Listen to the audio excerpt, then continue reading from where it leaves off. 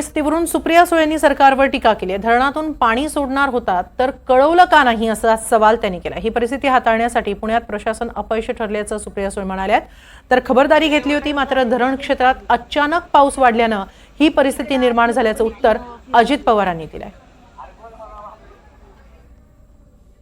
Training already दिलेलं असतं, एकतर त्याचं एक वेगळं डिपार्टमेंट आहे क्रायसिसचं, त्याच्यामुळे काही वेगळं ट्रेनिंग द्यायची गरज नाही। अहो अगदी छोटीशी गोष्ट आहे, काल जेव्हा तुम्ही धरणातलं पाणी सोडणार होता तेव्हा तुम्ही त्या भागातल्या लोकांना अलर्ट का नाही केलं?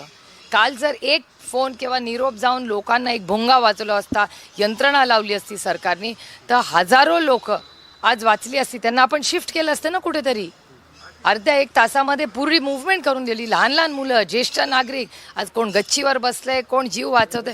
भयानक परिस्थिती आहे पुण्यामध्ये, भयानक, complete failure of the government, complete failure.